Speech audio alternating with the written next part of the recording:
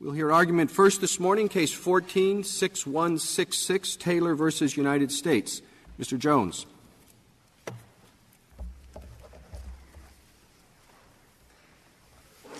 Mr. Chief Justice, and may it please the Court, the Hobbs Act has two elements. The first requires that the accused to obtain property from another by either extortion or robbery.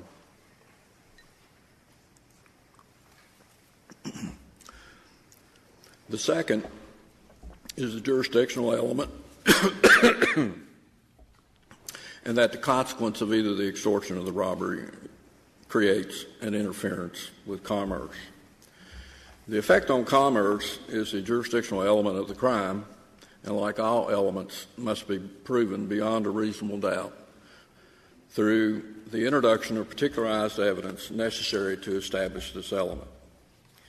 In this case, the government was not required to prove the effect on commerce element, which ultimately resulted in the conviction of Mr. Taylor. One of the things you say in your brief is that you were not even given the opportunity to show that the victims dealt exclusively in homegrown marijuana.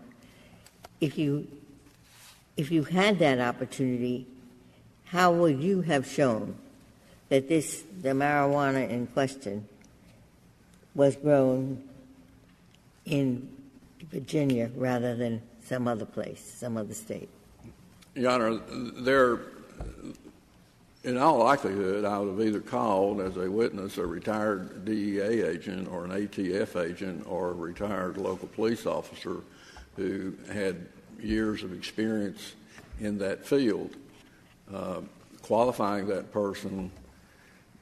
Virginia is a state, like all the other states, that has the ability to grow marijuana in state.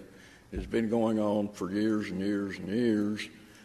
There's not necessarily, we cited in our brief not only the DEA statistics for a time period that showed not only the amount of marijuana that was subject to the eradication plan of DEA in Virginia, but also a couple of local news articles and events where in Beaudetort County, I think the most current one was 2013, about the time we were before the Fourth Circuit. That could show that it could have been grown, but you could say that for every state in the Union.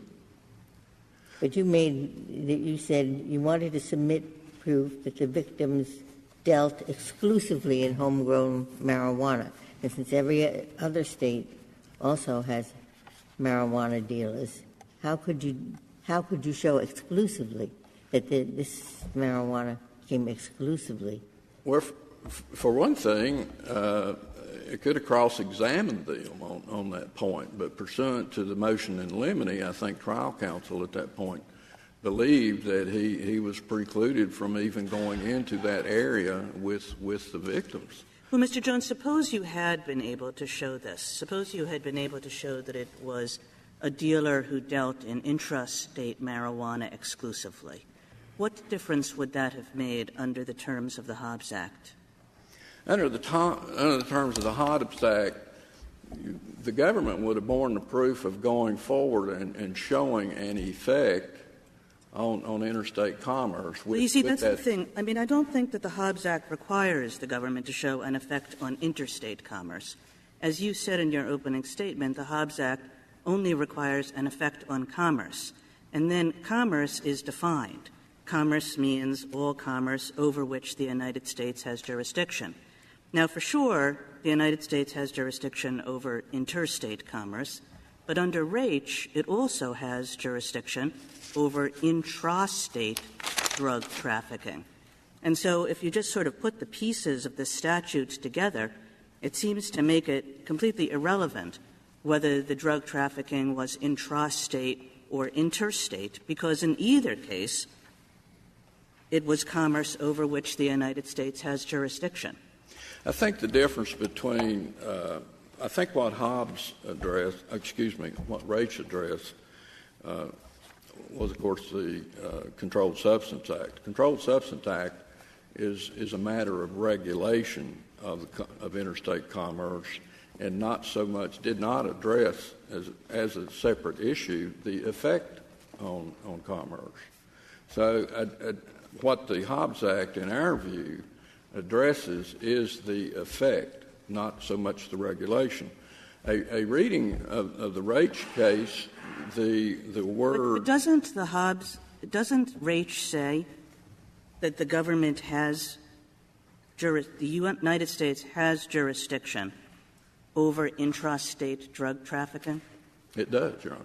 So why isn't that enough? Because this statute, again, does not require that there be an effect on interstate commerce. It requires that there be an effect on commerce as defined in the statute.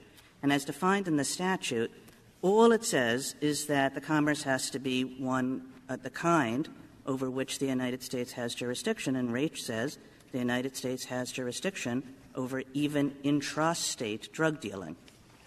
Raich does say that, but the plain language of the Hobbs Act and the essence of the crime itself is the effect. The word effect is used in the Hobbs Act, and even if you, by the regulation of commerce, does not in and of itself have an effect on the commerce. Well, then you could make the same argument if it was conceded that these drugs were in interstate. You say, oh, well, you still have to show an effect. Is that what you're saying? Yes, sir. But based on your answer to Justice Kagan, it doesn't make any difference whether it's local or interstate. Well, there is still a failure of proof somehow. There is a failure. That's very hard. That's very hard to comprehend. Your Honor, there was no proof here. The only proof that was admitted to record was through some police officers who were considered to be experts. There were some questions. I think the dialogue. Do you think robbery of an item in interstate commerce has an effect on that commerce? Do I think robbery of goods in interstate commerce have an effect on interstate commerce? Or does the government in every case have to show that there is an effect? I think if the goods the are government shown, in every case, in your submission, has to show that if there's a robbery of goods in interstate commerce, it has to put on an economic expert to show that there's an effect on interstate commerce when there's been a robbery. That's your position? No, Your Honor, not all right. Well, but then how do you explain your answer that effect is the key word here? Well, you've just concluded that it isn't. In the numerous cases that have been cited in our brief as well as the government's brief, you take, for example, the Tillard case that is out of the Fourth Circuit. That was a robbery of a dry cleaner in the Portsmouth, Virginia Beach area of Virginia. I think it was about $40 taken in that robbery, if I recall it correctly. The effect on the commerce was the ability of that business to purchase its coat hangers, for example. They came from China. They came from Mexico. There was also cleaning solvents that was purchased and used by that business that was manufactured and transported from Georgia to Virginia. The evidence in those cases shown that whatever the subject or of the commodity that was being sold or used by that particular enterprise had traveled in interstate commerce, and in some instances the individual himself had traveled in interstate commerce. So you had evidence to that fact. Suppose the victims of this robbery, the drug dealers, suppose the police had a warrant to go into the house and if there is marijuana there and they take it, could the victims who were they were Worley or Lynch, could they be prosecuted or could they not be prosecuted because the government was unable to show that the marijuana they possessed came from out of state? Could Worley or Lynch have been prosecuted as a drug dealer? Yes, Your Honor, I think they could have been. They could have been, even though all of the marijuana came from Virginia. I think they could have been under the Controlled Substance Act, under Title 21. When Congress enacted the Hobbs Act, did it intend to exercise the full measure of its authority under the Commerce Clause? History tells us that it did, I think, and this Court's precedent tells us that All right. it did. Could Congress enact a statute under Raich, based on the reasoning of Raich, prohibiting the theft of a controlled substance, just as it has enacted statutes prohibiting the growing of marijuana or the production of other controlled substances? Excuse me, could it have? Could it enact a statute that makes it a crime to steal a controlled substance, exercising its Commerce Clause authority under the reasoning of Raich? It could have, but from our view, however, you would still have to show that effect, that impact, that influence on the marijuana, or drug trafficking. On a case-by-case basis, then, why can it prohibit the growing of marijuana across the board without proving anything about the particular marijuana in question? But according to you, it cannot prohibit the sale of the theft of marijuana. Well, I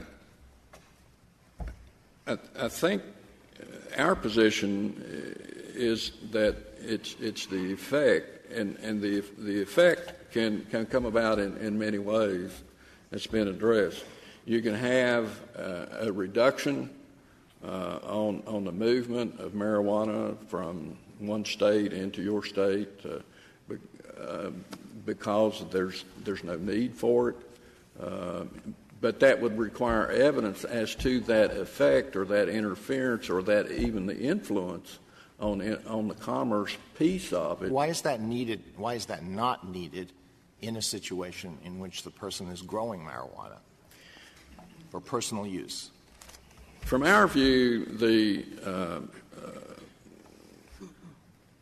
21 U.S.C. 801 regulates all drugs. And there's a difference in regulating in our view, there's a difference in that regulation component from what the effect on interstate commerce is itself. They're standalone elements from our view. And since it's a criminal element that must be proven beyond a reasonable doubt, if you stop just at the robbery and say that as a result of the subject of that robbery being a drug dealer in toto, without looking at the specific piece of what the drug dealer is doing business in, and whether it's traveled in interstate commerce, or whether it's, for example, methamphetamine. When you manufacture methamphetamine, which is clearly controlled under the Controlled Substance Act, those ingredients, Coleman fuel, lye, phosphorus, they all travel in interstate commerce, and the fact that they have done that, been in that travel, in that commercial lane, triggers the Controlled Substance Act to prohibit. Mr. Jones, I guess I'm trying to figure out what we're disagreeing about. So let me give you a proposition, and you tell me whether you agree with it. The Hobbs Act prohibits robberies that affect marijuana trafficking, whether the marijuana trafficking is interstate or intrastate. Do you agree with that? I disagree with that. Well, why is that? Because that's what I was saying at the beginning, that it seems clear to me that under the terms of the Hobbs Act does prohibit robberies that affect commerce. Raich says commerce includes both interstate and intrastate marijuana trafficking. So the Hobbs Act prohibits robberies that affect marijuana trafficking generally, whether it's interstate or intrastate. What's there to disagree with in that? I agree from the standpoint that the Controlled Substance Act under Raich regulates. But beyond that point, What the Hobbs, if Congress had wanted to use the word regulate rather than affect, Congress could very easily have done that. Well, but I used the word affects. I didn't use the word regulate. I said the Hobbs Act prohibits robberies that affect commerce. Commerce is either interstate marijuana trafficking or intrastate marijuana trafficking under the definition in this statute. So the government has to show that a robbery affected some kind of marijuana trafficking. It doesn't matter what kind. Wouldn't you agree with that? I mean, it just seems the terms of the statute plus rates. Right. It's the commodity that's the subject of the robbery that has to affect. And if Congress, if the Hobbs Act, in the plain language of it, and I think we're talking about the very last phrase, commerce that's regulated by Congress, in that situation, if the commodity itself is a standalone, if that's the interpretation of this statute, then commerce is affected by the taking of the commodity, subject just because it's regulated, nothing more. Well, I guess this goes back to Justice Kennedy's question. I mean, it seems to me pretty self-evident that a robbery of a business affects a business. Wouldn't you think that that's right? Yes. I mean, I don't think that the word affects is doing a whole lot of work here, because, of course, a robbery of a business affects a business, right? Yes, ma'am. Okay. So it's not really affects that's the problem here. The problem seems to be that you're resisting the notion that the business could be entirely intrastate. But what I'm suggesting is that the terms of the Hobbs Act itself, given Raich, make clear that the business can be intrastate, because the definition of commerce here doesn't say interstate commerce. It says commerce over which the United States has jurisdiction. And because of Raich, we know that the United States has jurisdiction over even intrastate drug dealing. Yes, Your Honor, I agree with that. What is the standard of proof that you hold Congress to when it exercises jurisdiction over intrastate businesses with an effect on interstate commerce or interstate commerce? In other words, somebody challenges Congress's exercise of jurisdiction because it doesn't fit within the interstate commerce or effect on interstate commerce, and the statute's evaluated according to what standard? I'm not sure that I understand the question. Well, somebody says, challenges, as we've had challenges in cases like Lopez and others, that Congress, you don't have authority to regulate this matter because it doesn't involve interstate commerce, doesn't have an effect on interstate commerce, and so on. But how do we evaluate that? Does Congress have to prove beyond a reasonable doubt that there is an effect on interstate commerce? In the congressional hearings, the congressional hearings that we have and the conclusions that they come to after they go through that process and their satisfaction of that, they promulgate the law. But if they create in the passage of that act, for example, here the Hobbs Act, it's what we're saying is the plain reading of it, is that if in their wisdom the element is to establish this element, then it becomes an element of the criminal offense. And it's not so much the element of the regulation, but it's the element of the criminal offense. And when you have the element of the criminal offense, then I fall back, or it's our view, that then the Fifth and Sixth Amendments of the Constitution give precedent. And if Congress has not provided for that element in there, then we believe that this Court is the place to have that addressed. I don't think there's any question that this is a jurisdictional element, and the jurisdictional element has to be proven. That's not the issue. The issue is the meaning of the jurisdictional element. And if the jurisdictional element means, as interpreted in Reich, and it's a controversial area of constitutional law, but it's a precedent and you're not challenging it. So the jurisdictional element, as interpreted in that case, is anything that has an effect on anything, any purely any local activity that is of a type which, if taken in the aggregate, would have a substantial effect on interstate commerce, that falls within the Commerce Clause. And if the jury is instructed in that way, and that's basically the way I think it was instructed here, all they have to find is that there was a theft there was a robbery of drugs and it had some effect on the supply of drugs. In this case, I think they were instructed that our view of that instruction was that it was a per se or strict liability instruction. That because in that instruction is my recollection that Judge Conrad said, I tell you that if this happened, this is satisfied. Yeah, well, that's the interpretation of the Commerce Clause. Do you want the jury to decide what the Commerce Clause means? It would be an interesting. I mean, there are those who think that juries once upon a time had the authority to decide legal issues. Do you want them to decide whether the majority or the dissent was correct in Gonzalez? No, sir, I would not. What I'd like to have had an opportunity in this case was to address what we typically see as facts that constitute whether you're a drug dealer or whether you're not.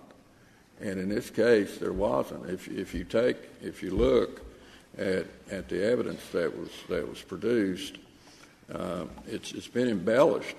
But the plain reading of the testimony, for example, in the Lynch case, there was no showing that they had actually been engaged in a drug dealing enterprise. It was rumored that a person had been robbed, not Mr. Lynch, but a person had been robbed at some point in time in the past, I think, of 20 pounds of marijuana. In the Worley case, it was just stated you couldn't go anywhere, that Mr. Worley had acknowledged selling marijuana one time about 3 or 4 years prior to this instance. There was simply no showing in the evidence of this case that you even had a commercial enterprise being conducted at either one of these residences. It was an inference upon an inference. Oh, well, that seems to me a different kind of argument that you're making now. Now you're not saying that the question is whether the marijuana that was being dealt was intrastate or interstate. Now you're suggesting that what you really wanted to prove was that this person wasn't a dealer at all. Is that correct? That's where we got here on this case was the absence of particularized evidence as to what was taking place here. And we weren't able to, pursuant to the rulings, we simply were not able to address that. Wasn't there evidence that this gang, that they were in the business of trying to rob drug dealers because they thought they'd find either the drugs or the money? Mr. Fitzgerald, who, from the evidence of this case, I believe to be an organizer or certainly one of the leaders in this group of individuals, our client, Mr. Taylor, he was added, I believe the evidence showed, for these two events. And the evidence in that case, and even Judge Conrad, I sensed that he became a little frustrated and he tried to clear it up, because when you start reviewing the evidence concerning the Worley robbery, when you start considering the evidence concerning the Worley robbery, Mr. Fitzgerald's testimony is, I don't know what's there. I don't know what to expect. I don't understand where we're going here. It seemed to me a few minutes ago you said, there's no evidence that he was a drug dealer. But that's not the question presented. Your question presented assumes that he's a drug dealer, so don't argue that. I was trying. So we know that there's a drug dealer here. We take the case on that basis. Yes, sir. All right, so we're talking about the interstate and local. So it seems to me that you just have not raised the point that there was no evidence that he was a drug dealer. Well, our point in our petition is that there was a failure to present particularized evidence of the impact or the effect on interstate commerce as a result of the activities of these people. And we were precluded from addressing that. The whole theory of the case when it was presented in the district court was twofold. Number one, that this interstate, that the interstate commerce element had not been met, and that there was no particularized evidence to show that this influence or this impact on commerce. May I reserve? Certainly, Mr. Jones.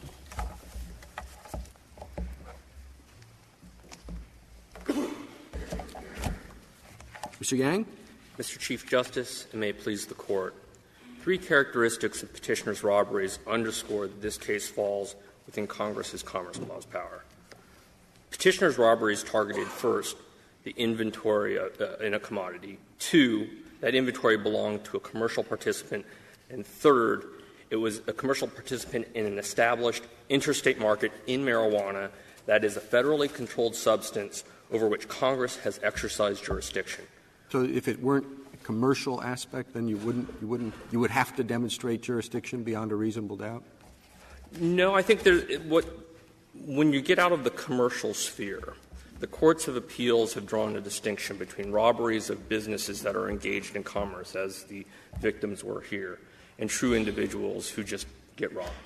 And I think the courts have fairly uniformly recognized that while the robbery of a business is kind of economic in nature and more directly implicates Commerce Clause concerns, when there's a robbery of an individual, the links are much more attenuated and there's a longer chain of causation to get to commerce. And so in those contexts, even within the depletion of assets theory that my brother espouses before the courts have said, as a normal matter, robberies of individuals just don't fall within the Commerce Clause. But what we have here is the robbery of marijuana, which we know from Raich, Congress regulates the trade in marijuana. It's in the marijuana trade. It's difficult to, I think, come to any other conclusion that the robbery of such marijuana from marijuana dealers engaged in a trade over which Commerce has jurisdiction is not a robbery that affects commerce over which the United States. Well, except that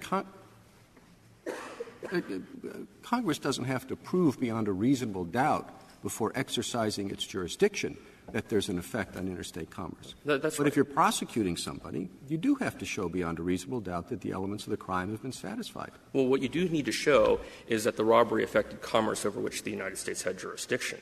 And beyond we know reasonable doubt. Beyond reasonable doubt. But we do know that Congress that from Raich that Congress does have jurisdiction over the entire marijuana trade.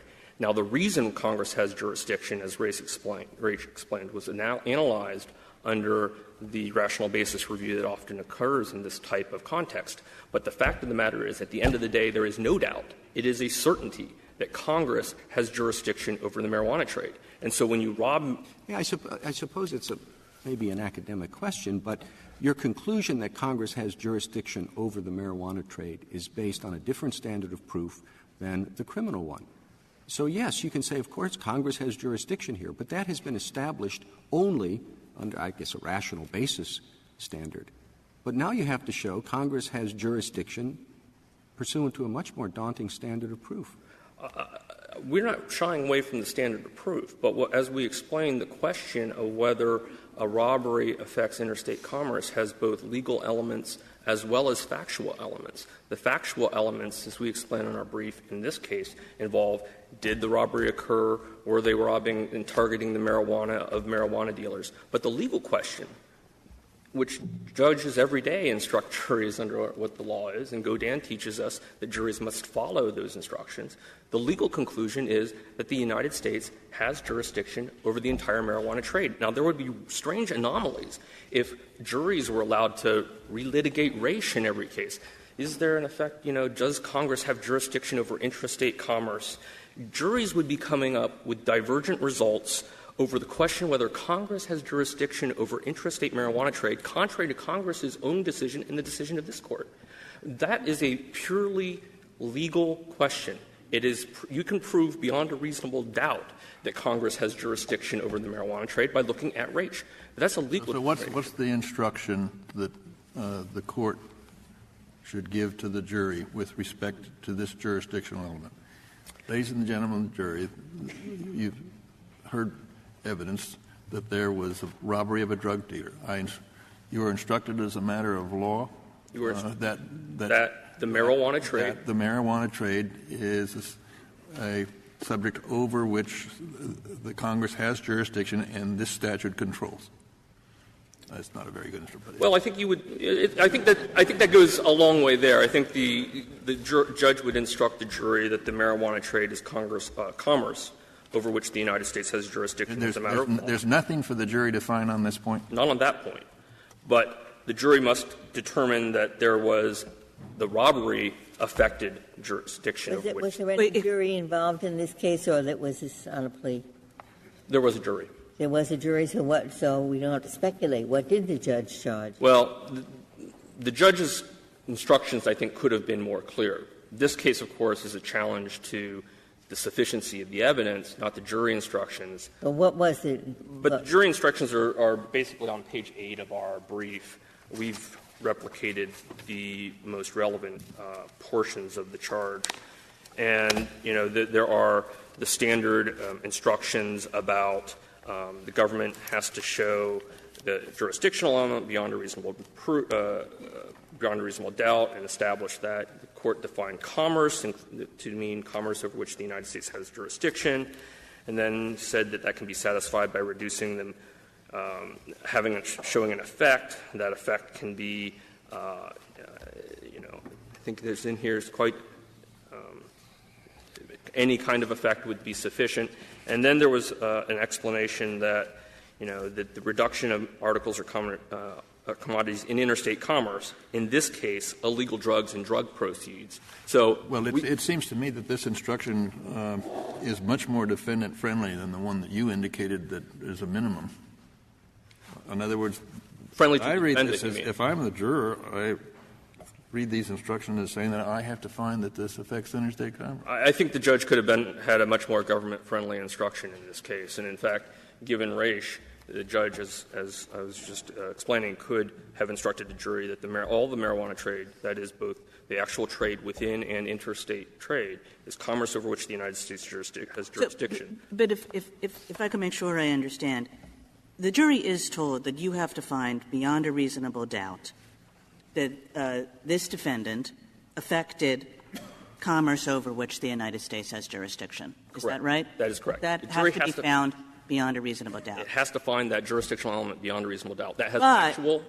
Whether the United States has jurisdiction over the marijuana trade, be it inter or intrastate, has already been decided by Raich. Correct. I mean, this is no different than, say, if there's a murder on the special and maritime jurisdiction of the United States. The judge will say, what is the special and maritime jurisdiction of the United States? We'll instruct the jury what that is. The jury then makes the relevant historical facts to the case and applies that legal instruction to the facts in order to find the relevant jurisdictional element beyond a reasonable doubt. Is the defendant allowed to present any evidence to the contrary?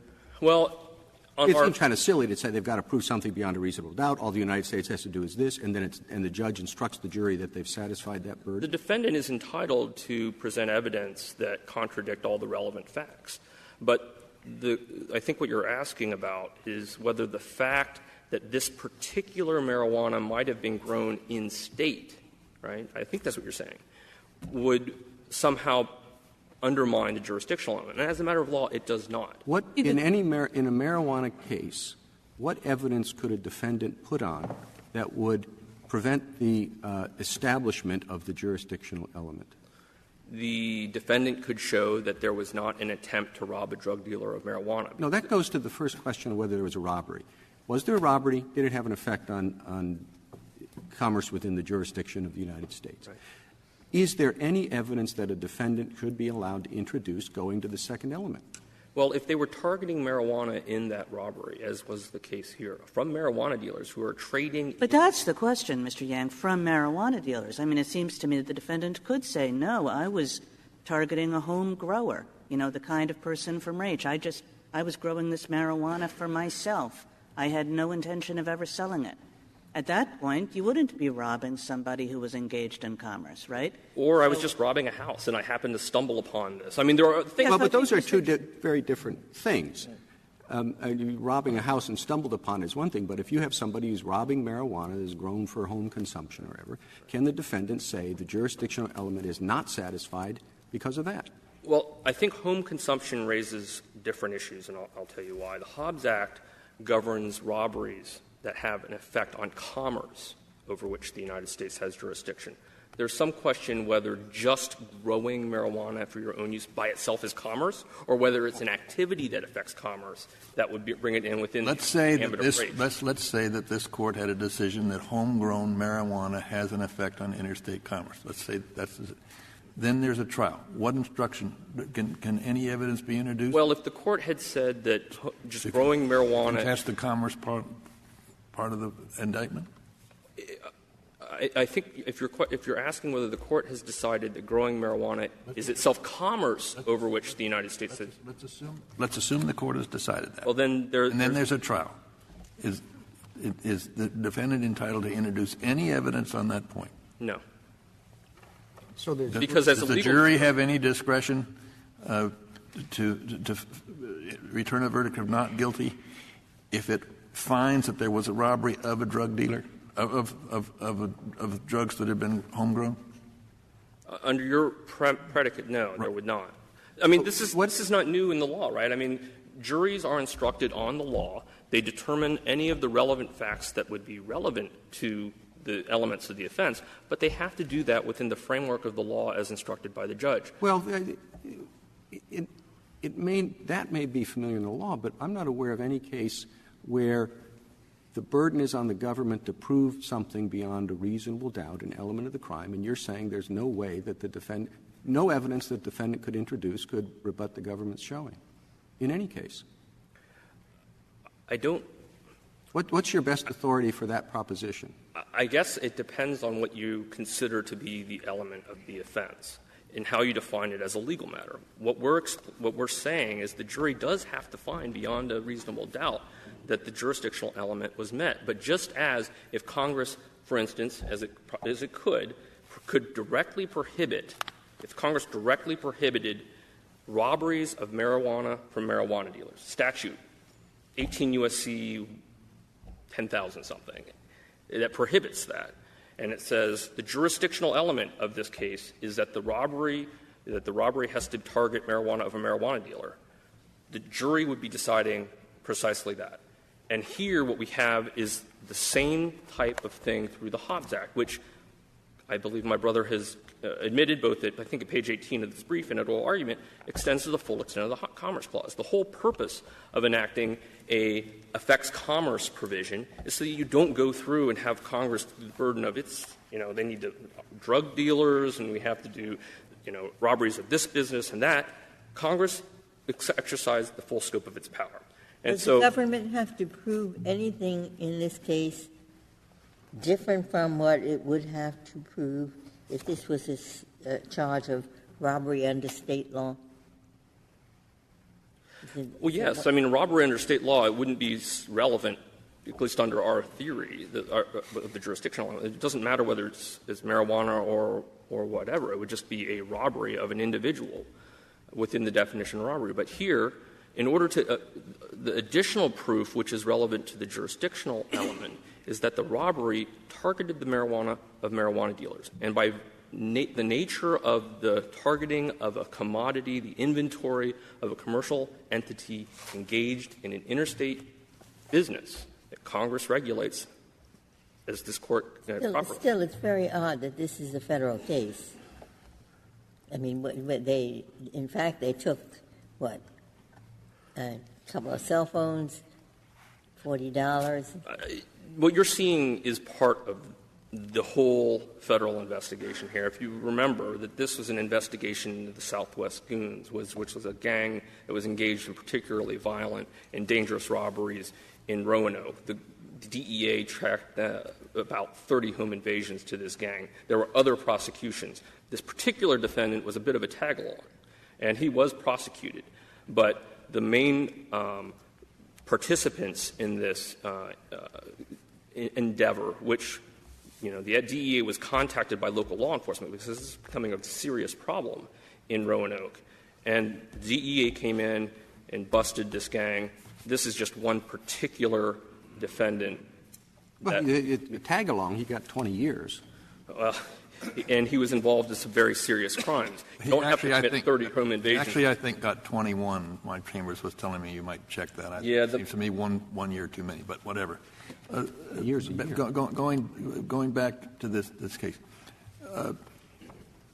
the example that you gave with reference to in the maritime jurisdiction, what you tell the jury is, ladies and gentlemen of the jury, if you find that the incidents that have been considered in this court occurred on the high seas, then the jurisdictional element is satisfied. Yes, and you'd probably have to define what the high seas were as well. Pardon me? You'd also have to define what the high seas were for the jury. Okay. Then in this case, it suffices, in your view, if you find there was a robbery of a drug dealer, then the jurisdictional element is satisfied. Well, we think it's a little easier than that in this case. If you find that there was a robbery targeting the inventory, the marijuana, of a drug dealer engaged in the trade of that marijuana, then there's a very direct and I think undeniable effect on and the only defense evidence that could be introduced in the case is that the drugs were not involved.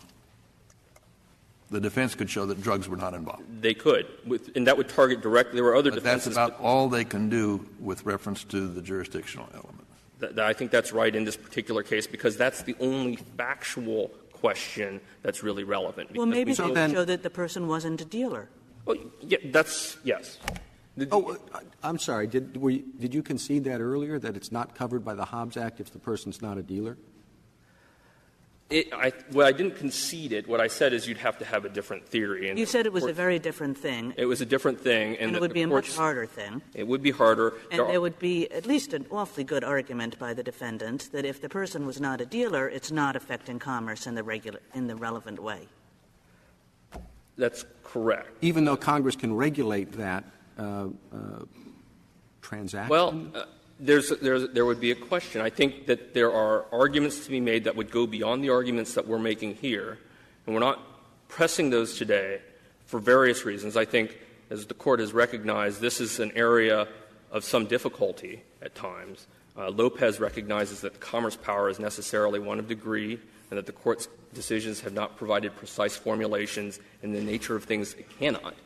And so the Court's taken an incremental approach, and we're doing something similar here. I asked Mr. Jones whether the Hobbs Act exercises the full measure of Congress's Commerce Clause authority, which I thought a number of cases have said. Do you agree with that? It does. It does.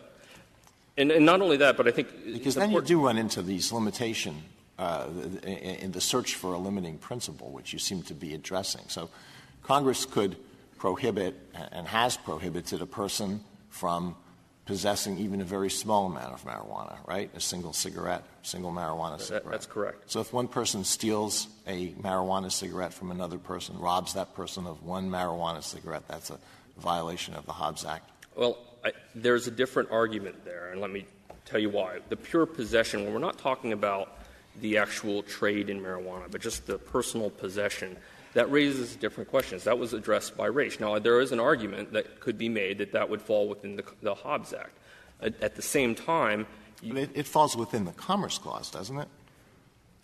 It falls — certainly the possession is something that Congress can regulate, as Raich teaches. Now, whether the robbery of one possessing, that's yet an additional link into the Commerce Clause inquiry. And what I can say is that the courts of appeals have recognized, and as this Court has, in a search for the outer limits of the Commerce Clause, the courts have pulled back, and they've suggested that when you're robbing just a mere individual who's not a business or engaged in a business in the context of the robbery, that raises different questions, and it's much more difficult to establish the necessary nexus. We're not actually taking that on in this case because we don't think we have to.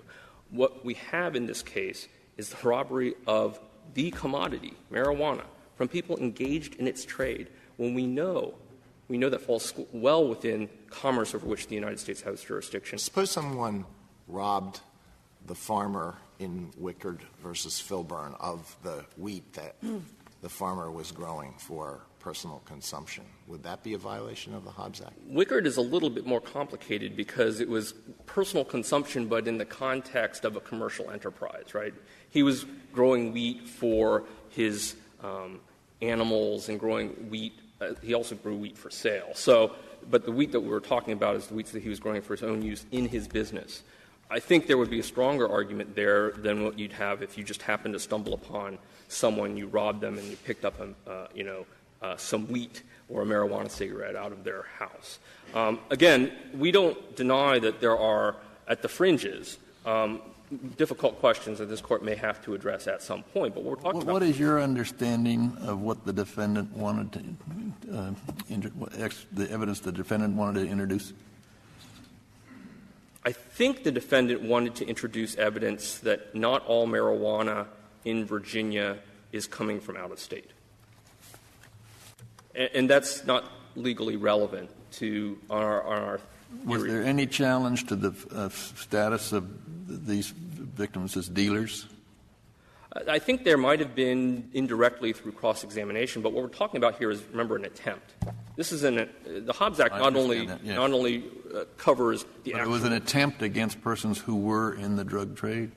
And at least at a minimum, who the defendants believed were in the drug trade. And that's really what the relevant question is here. Because if, for instance, there's, two people make an elaborate plan to rob a bank, and then they end up showing up at a business that's not a bank, it's actually someone's house, they can be charged with either a conspiracy or an attempt charge based on the facts as they understood them. And here, I don't think there's much of an argument that the evidence was sufficient to show that these individuals had the understanding that the two victims here were drug dealers that were engaging in marijuana. Mr. Yang, I'd like for you to explain to me what the difference in charges are between this robbery and a regular robbery, let's say, of a business.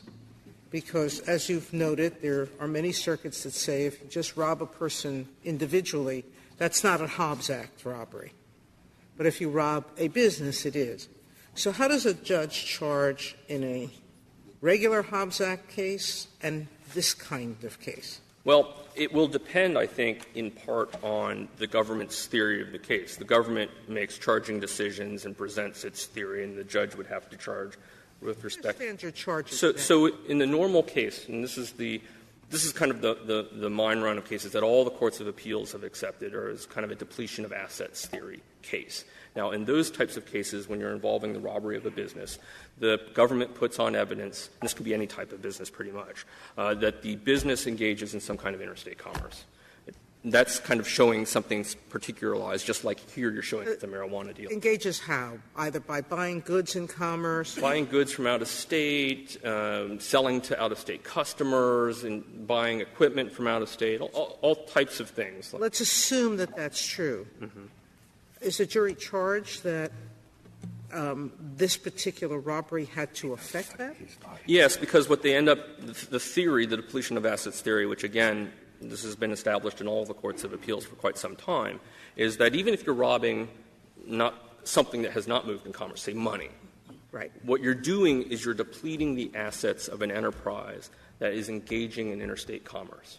And so by doing that, you're hindering its ability to engage in interstate commerce on a prospective basis. So the jury is charged to make that determination, that this act of robbing the money hindered or the commerce in some way? Or has a potential to. I mean, so they don't how have, is that different than his argument, your adversary's argument? Oh, I think that is his argument. I think he accepts in his brief the depletion of assets theory and says that the government has to show that this marijuana moved in interstate commerce or that the dealers sold to people out of state, which I will note parenthetically is a little difficult when we're talking about an attempt and we're talking about people who trade in marijuana. They don't always not always forthcoming in their admissions to law enforcement, but that's his theory. Our position is that is not necessary because we know already, although that's one means of showing an effect on interstate commerce, there are other means. And the theory here is that the robbery affects commerce over which the United States has jurisdiction. We know that commerce over the United States has jurisdiction includes the inter- or intrastate trade in marijuana, and that therefore in this theory, which is different, it's a different way of proving the same jurisdictional element, that under our theory here, the evidence was sufficient because there was sufficient evidence to show that the Southwest Goonz, including petitioners, were targeting these two victims because they expected to gain marijuana from the individuals who they thought were drug dealers. If the Court has no further questions, we'd ask that you affirm. Thank you, counsel. Mr. Jones, you have 5 minutes remaining. Thank you, Your Honor. I'd like to digress to the question about a single cigarette. If that is stolen or subject to robbery, would that affect the Hobbs Act? Taking the extension that my friend is suggesting here, if we read the last phrase of the Hobbs Act, it says all other commerce over which the United States has jurisdiction.